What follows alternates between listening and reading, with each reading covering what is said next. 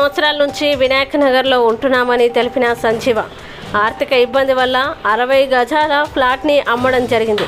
కొనుగోలు చేసిన కలీం నిర్మాణం చేస్తున్నప్పటికీ కావాలని కొందరు కట్టకుండా ఇబ్బంది పెట్టడం జరిగిందన్నారు.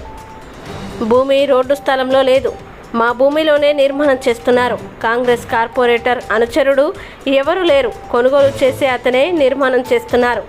జూబ్లీ హిల్స్ పరిధి రహమత్ నగర్ డివిజన్లోని ఎస్పీఆర్ హిల్స్ వినాయక్ నగర్లో నిర్మిస్తున్నారని, కబ్జా స్థలం కాదని మీడియా సమావేశంలో తెలిపారు. 60 గజాల స్థలంలో గతంలో 30 సంవత్సరాల నుండి మేమే ఉంటున్నాము. వాటర్ ట్యాంక్ అనేదే లేదు. సంబంధిత అధికారులకి స్థలానికి సంబంధించిన పత్రాలు చూపించడం జరిగిందన్నారు. దయచేసి మాకు అడ్డుపడకండి.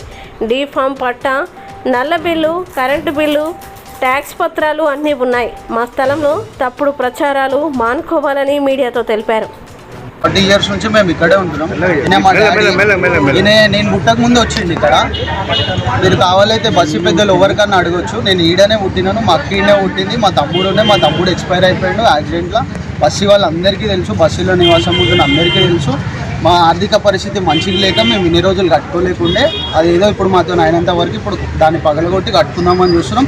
నిన్న ఒక అలిగేషన్ లేపిర్రు, న్యూస్ పేపర్ లేపించారు. ఈ జాగా మీద వాటర్ ట్యాంక్ ఉండే, అది ఉండే, ఇది ఉండే, సిఎన్ రెడ్డి ఆధ్వర్యంలో వేరే ఎవరో కడుతురు, అది ఇది అని చెప్తారు. అదంతా ఫ్రాడ్. అది వాళ్ళంతా చెప్పేదంతా అబద్ధము. ఇది మా ఇల్లు, మేము కట్టుకోలేదు.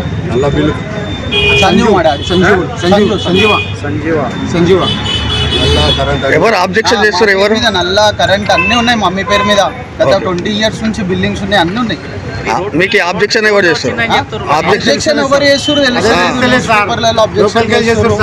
సిఎన్ రెడ్డి సపోర్ట్ చేస్తుండే, వీళ్ళకి కబ్జా చేసిరు, అది ఇదని ఏమేమో ఎలిగేషన్స్ లేపుతుర్రు. ఇవన్నీ అబద్ధాలు.